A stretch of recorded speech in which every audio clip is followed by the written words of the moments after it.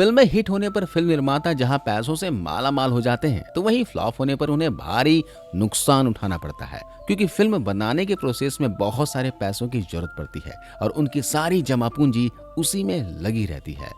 Film making एक हिसाब से बहुत बड़ा दांव होता है। किस्मत ने साथ दिया तो फिल्म मेकर्स पर पैसों की बारिश होती है, और वहीं अगर किस्मत खराब निकली, फिल्म नहीं चली, तो फिल्म मेकर्स को बर्बादी की कगार पर खड़ी कर देती है। हिंदी फिल्म इंडस्ट्री में कई ऐसे फिल्म मेकर्स हुए जहां उनकी बनाई फिल्मों ने उन्हें रातों रात पैसों से सराबोर कर दिया, तो वहीं कुछ ऐसे फिल्म मेकर्स भी हैं जिन्हें उनकी एक फिल्म ने उन्हें पूरी तरह से दिवालिया कर दिया। जी हाँ दोस्तों, आज की इस खास वीडियो में हम बॉलीवुड इंडस्ट्री के 8 ऐसे फिल्म मेकर्स के बारे में बात करने जा रहे हैं जिन्हें उनकी फिल्म ने पूरी तरह से बर्बाद कर दिया था। वीडियो बहुत ही दिलचस्प होने वाला है, क्योंकि इससे आपको कुछ सीखने और जानने को भी मिलेगा, तो वीडियो से अंत तक बने रहना। आइए जानते हैं कौन है ये फिल्म मेकर्स। प्रकाश मेहरा। प्रकाश मेहरा 80 के दशक के दिग्गज डायरेक्टरों की लिस्ट में शुमार थे, जिन्होंने बॉक्स ऑफिस पर कई सारी सुपरहिट फिल्में दी थी। उस दौर में प्रकाश मेहरा और अमिताभ बच्चन की जोड़ी हिट डायरेक्टर और एक्टर की जोड़ी की लिस्ट में सबसे ऊपर थी। दोनों की जोड़ी ने हिंदी सिनेमा को कई यादगार फिल्में दी, जिनमें शराबी, जंजीर, लवारिस, मुकद्दर का सिकंदर, हेरा फेरी, नमक हलाल जैसी ब्लॉकबस्टर फिल्में शामिल हैं। समय के साथ प्रकाश मेहरा जी का वो जादू फिल्मों से खत्म होता जा रहा था और उनकी फिल्में बॉक्स ऑफिस पर कुछ खास कमाल नहीं दिखा रही थी। उन्हें आर्थिक तौर पर भी लगातार नुकसान उठाना पड़ रहा था। इसी से उबरने के लिए साल 1985 में प्रकाश जी ने एक बिग बजट की फिल्म बनाने की सोची, जो उनके बीते वक्त को फिर से वापस ला सके। इस फिल्म का नाम था जादूगर। इस फिल्म में प्रकाश जी ने अमिताभ बच्चन को मुख्य किरदार के तौर पर चुना। इस फिल्म की कहानी उस समय के हिसाब से काफी आगे की थी। प्रकाश मेहरा को पूरा यकीन था कि अमिताभ बच्चन और इनकी जोड़ी फिर वही जादू पर्दे पर बिखेर देगी जो उन्होंने 70 और 80 के दशक में बिखेरा था। प्रकाश मेहरा ने इस उम्मीद में अपना सब कुछ दांव पर लगा दिया था कि ये फिल्म बड़ी हिट होगी। फिल्म 1989 में बनकर रिलीज हो गई, लेकिन बॉक्स ऑफिस पर कुछ खास कमाल नहीं दिखा पाई। अमिताभ बच्चन, अमरीश पुरी, आदित्य पंचोली और जयाप्रदा जैसी बड़ी स्टार कास्ट होने के बावजूद भी यह फिल्म बॉक्स ऑफिस पर ढेर हो गई, फ्लॉप हो गई। इस फिल्म के फ्लॉप होने की वजह प्रकाश मेहरा अमिताभ बच्चन को ही मानते थे, क्योंकि अमिताभ बच्चन की फिल्म तूफान भी इसी फिल्म के ठीक 2 हफ्ते पहले रिलीज हुई थी, जिसमें अमिताभ बच्चन का किरदार एक जादूगर का ही था, और ये बात इन्होंने प्रकाश जी को पहले नहीं बताई थी। जादूगर फिल्म के फ्लॉप होने के बाद प्रकाश मेहरा को भारी नुकसान हुआ और इससे उभरने के लिए इन्होंने 2 और फिल्में बनाई थी, लेकिन वो फिल्में भी बॉक्स ऑफिस पर फ्लॉप साबित हुई। अकबर खान। अकबर खान जाने माने film producer, actor Feroz Khan और संजय खान के छोटे भाई हैं। अकबर खान का भी सपना था कि वो अपने भाइयों की तरह सफल एक्टर बने। साल 1974 में बतौर एक्टर अनजानी राहें नाम की फिल्म से अपने करियर की शुरुआत की थी, लेकिन उनके हाथ कामयाबी नहीं मिली। इसके बाद अकबर खान ने कई फिल्मों में काम किया, लेकिन उनके भाइयों की तरह उन्हें सफलता हासिल नहीं हुई।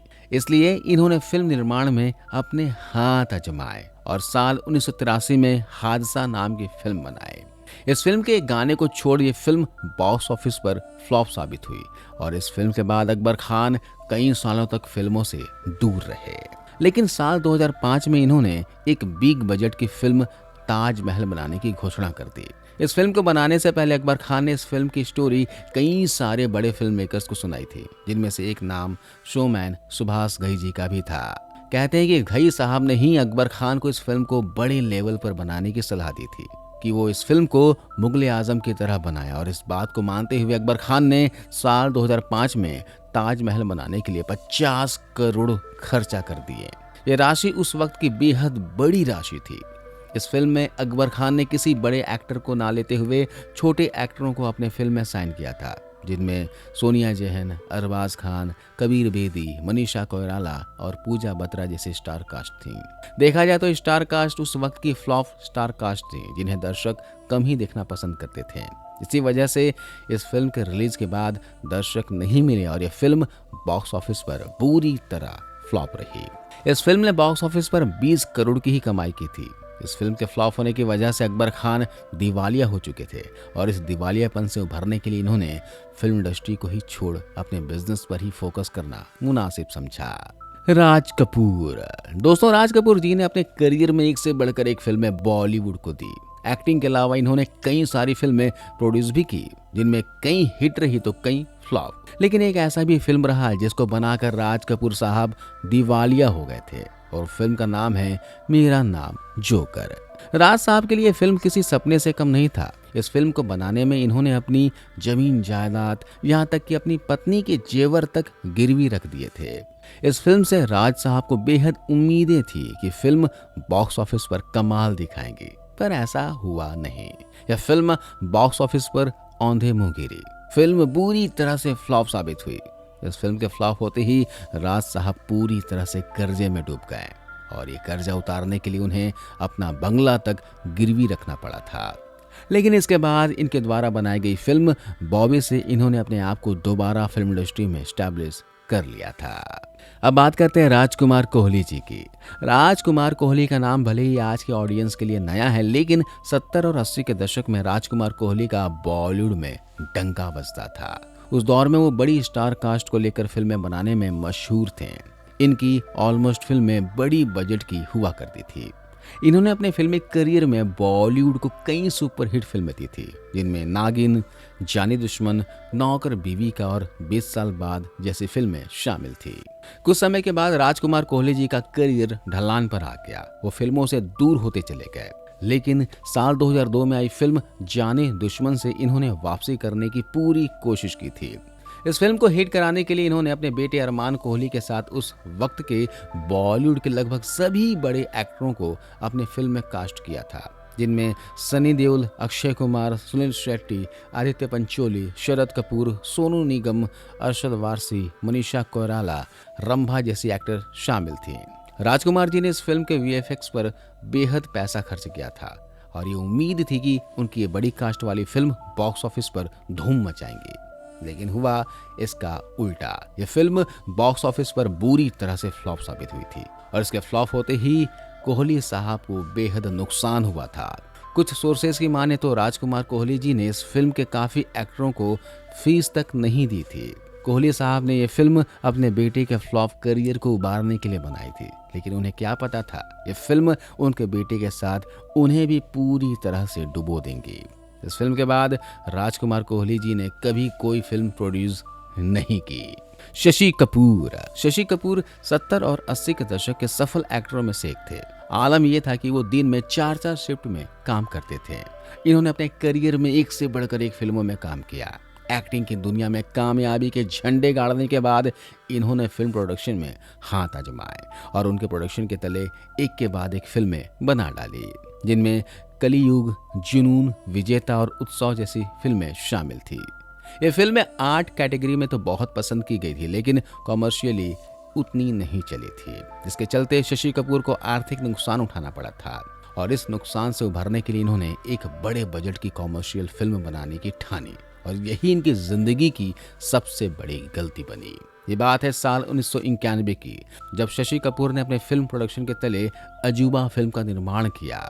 इस फिल्म की कहानी जादुई दुनिया पर आधारित थी, इसलिए शशि कपूर ने इस फिल्म को जादुई रूप देने के लिए पानी की तरह पैसा बहा दिया था। यहाँ तक कि इस फिल्म को हिट करने के लिए इन्होंने उस वक्त के सुपरस्टार अमिताभ बच्चन को और ऋषि कपूर जैसे बड़े स्टार को अपने फिल्म में साइन किया था।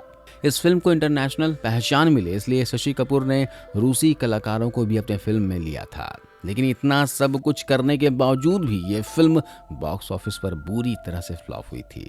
इस फिल्म के फ्लॉप होते ही शशि कपूर पूरी तरह बर्बाद हो गए और इस फिल्म के नुकसान से उबरने के लिए इन्होंने अपनी सारी संपत्ति बेच दी। अजूबा फिल्म असफल होना शशि कपूर के लिए बेहद बड़ा सदमा था। राम गोपाल वर्मा। एक समय पर राम गोपाल वर्मा का बॉलीवुड पर राज हुआ करता था। इनकी फिल्मों में काम करने के लिए कलाकार लाइन में लगे रहते थे। राम गोपाल वर्मा हिंदी फिल्म इंडस्ट्री की ही नहीं है, बल्कि साउथ इंडस्ट्री के ऐसे डायरेक्टर हैं जिन्होंने एक वक्त अपने कॉन्सेप्ट पर बनी फिल्मों से लोगों को अपना दीवाना बनाया था। राम गोपाल वर्मा को बॉलीवुड में अपनी अलग फिल्में और अलग डायरेक्शन के लिए जाना जाता है। इन्होंने अपने फिल्मी करियर में कई सुपरहिट फिल्में दी। हिंदी सिनेमा को इन्होंने फिल्म शिवा, जंगल, भोर, सत्या और कंपनी जैसी सुपरहिट फिल्में दी हैं।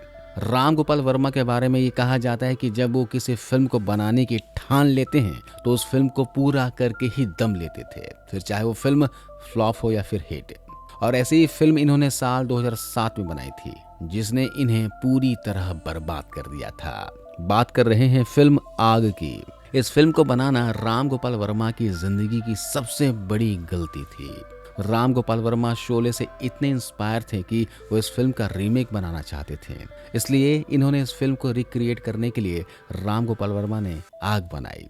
और इस फिल्म में इन्होंने बच्चन जी और मोहनलाल, सुष्मिता सेन और अजय देवगन जैसे बड़े बड़े एक्टरों को लिया था। लेकिन यह फिल्म बॉक्स ऑफिस पर बुरी तरह फ्लॉप साबित हुई थी और इस फिल्म के फ्लॉप होते ही राम गोपाल वर्मा दिवालिया हो गए। यहाँ तक कि इस फिल्म की वजह से उनका मुंबई का ऑफिस भी बिक गया था। अगला नंबर आता है दोस्तों सनी पाजी का। 2.5 किलो का हाथ भला किसे याद नहीं होगा। सनी देओल 90 के दशक में उन स्टारों में शुमार थे जिनके फिल्मों में होने मात्र से ही फिल्में हिट हो जाया करती थी। इन्होंने अपने फिल्मी करियर में बेताब, अर्जुन, घायल, घातक, जीत, जिद्दी और गदर एक प्रेम कथा जैसी कई हिट फिल्में की। लेकिन साल 2002 के बाद सनी पाजी का स्टारडम धीरे धीरे कम होने लगा और उनकी फिल्में बॉक्स ऑफिस पर एक के बाद एक फ्लॉप होने लगी। इसी वजह से सनी पाजी कई सालों तक फिल्मों से दूर रहे थे। लेकिन फिर अपने फ्लॉप करियर से उबरने के लिए इन्होंने फिर से बड़े पर्दे पर वापसी की और साल 2016 में घायल वंस अगेन नाम की फिल्म बनाई। यह फिल्म साल 1990 में आई। सनी पाजी की सुपरहिट फिल्म घायल का ये दूसरा पार्ट थी। इस फिल्म को प्रोड्यूस सनी पाजी ने ही किया था। सनी देओल को इस फिल्म पर पूरा भरोसा था कि फिल्म घायल फिल्म की तरह ही बॉक्स ऑफिस पर कामयाब होंगी, इसलिए इन्होंने इस फिल्म को बड़ा बनाने में कोई कसर नहीं छोड़ा। इन्होंने इस फिल्म में काफी ज्यादा पैसा खर्च कर दिया था। लेकिन हुआ ये कि फिल्म सनी पाजी की उम्मीदों पर बिल्कुल खरी नहीं उतरी और इस फिल्म को दर्शकों का उतना प्यार नहीं मिला जितना इस फिल्म के पहले पार्ट को मिला था। नतीजन यह फिल्म बॉक्स ऑफिस पर फ्लॉप साबित हुई थी। इस फिल्म के फ्लॉप होते ही सनी पाजी को काफी नुकसान हुआ था।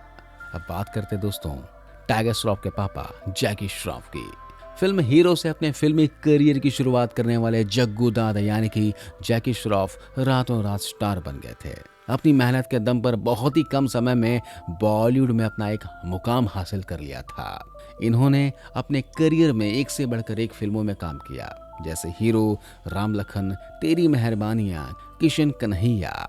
लेकिन क्या आपको पता है कि जैकी श्रॉफ भी उन्हीं फिल्म मेकर्स के लिस्ट में शामिल हैं जो एक फिल्म बनाकर पूरी तरह बर्बाद हो गए थे। ये फिल्म है साल 2003 की, जब जैकी श्रॉफ अपने एक्टिंग करियर के बुरे दौर से गुजर रहे थे।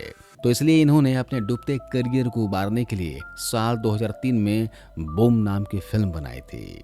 इस फिल्म में इन्होंने अमिताभ बच्चन, जावेद जाफरी, गुलशन ग्रोवर, कटरीना कैफ और खुद भी एक्टिंग की थी। कटरीना कैफ की यह पहली फिल्म थी और उस वक्त के हिसाब से ये काफी बोल्ड फिल्म थी जो लोगों को बिल्कुल भी पसंद नहीं आई। इसी वजह से फिल्म बॉक्स ऑफिस पर बुरी तरह फ्लॉप हुई। कहते हैं इस फिल्म को बनाने के लिए जैकी श्रॉफ ने भारी ब्याज में मार्केट से पैसे उठाए थे। इस वजह से उन्हें एक्चुअल अमाउंट से भी ज्यादा रकम फाइनेंसर को देनी पड़ी थी। इस फिल्म के फ्लॉप होते ही जैकी श्रॉफ को काफी सारी परेशानियों का सामना करना पड़ा था और इस परेशानियों से उन्हें उनके करीबी दोस्त सलमान खान ने ही बाहर निकाला था। तो दोस्तों ये वे लोग हैं जिन्होंने एक फिल्म बनाकर बर्बाद हो गए। आज का ये वीडियो कैसा लगा आप कमेंट करके बताना और अब तक इमोशन बॉक्स को सब्सक्राइब नहीं किया हो तो प्लीज दोस्तों सब्सक्राइब करते हुए जाना।